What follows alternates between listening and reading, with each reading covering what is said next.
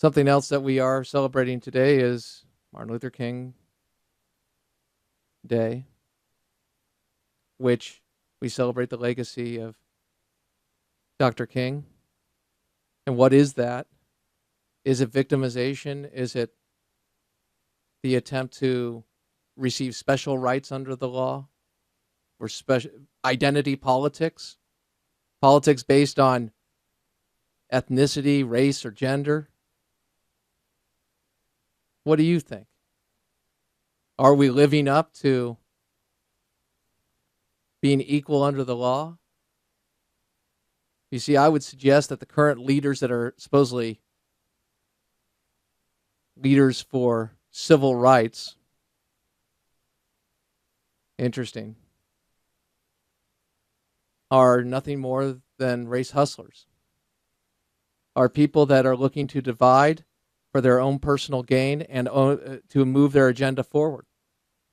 It's a pretty strong statement, but if you look at the records of the likes of Al Sharpton, who I don't think you can actually mention in a rational discussion when you want to talk about, quote, race relations. And anybody who does claim to speak for a race, I think the concept is asinine. I've said it before.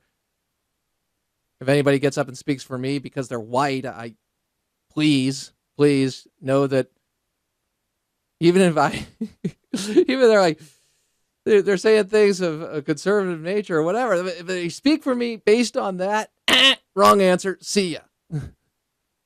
And how pathetic is that somebody would actually claim that mantle? I think it goes against what God has created us to be. I think it goes against what the civil rights movement was intent on, in the sense that the goal of being equal under law and being judged by the content of one's character, not by the color of one's skin.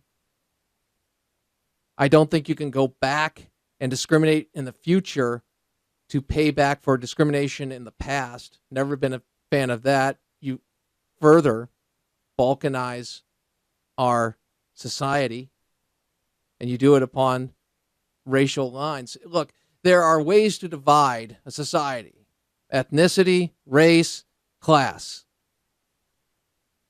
And I'm talking economic class. Because we can all tap into that 10th commandment and violate it. And look at what somebody else has, and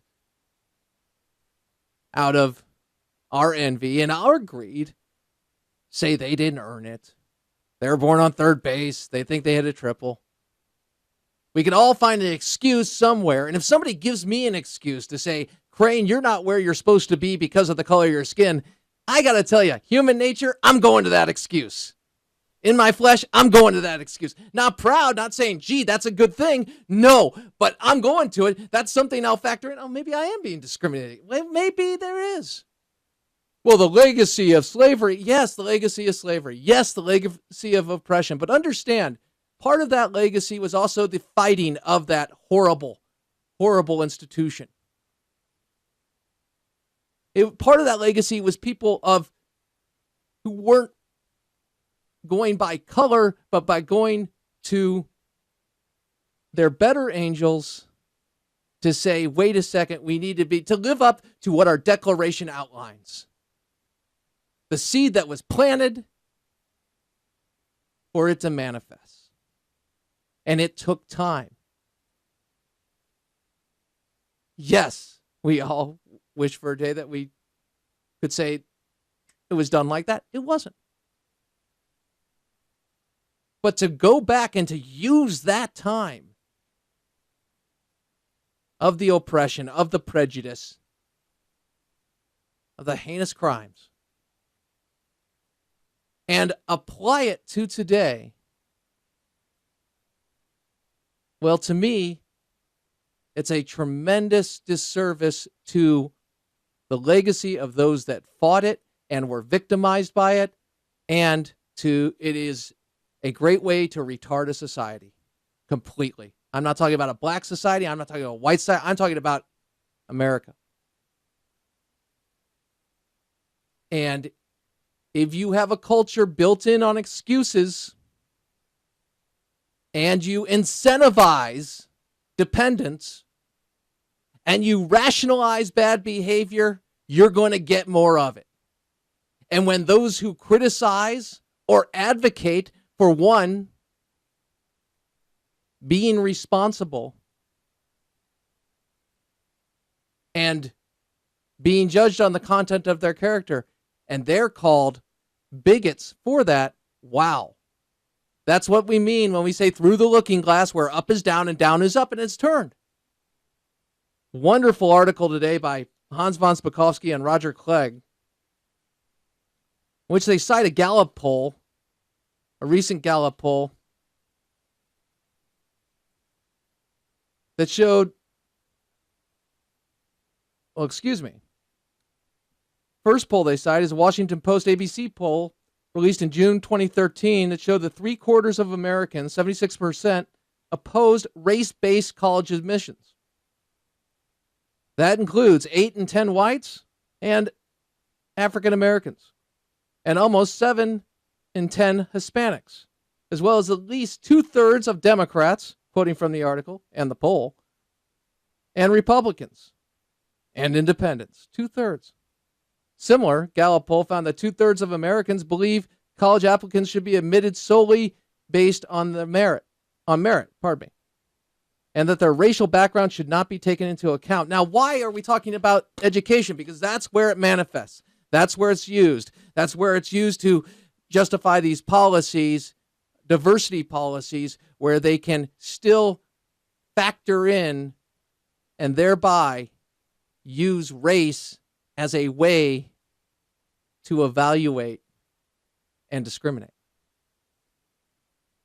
So it should tell you that the America that is painted by the likes of Al Sharpton and MSNBC and by the mainstream media as this bastion, America, a bastion of racism and discrimination and intolerance,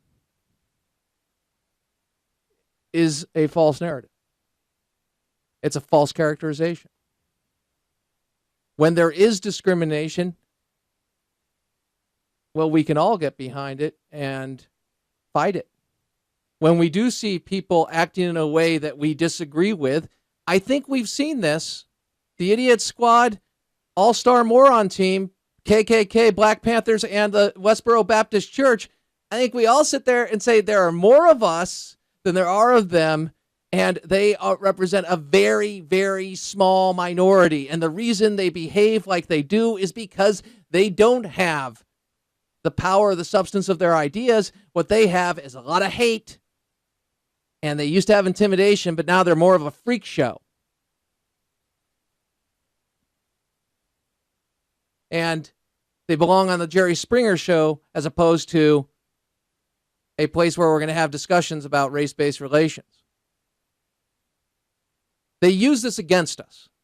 They being the left, those on the left, sometimes they know it, sometimes they don't. And that means they're either doing it consciously or subconsciously. They are using what we all are offended by to divide us.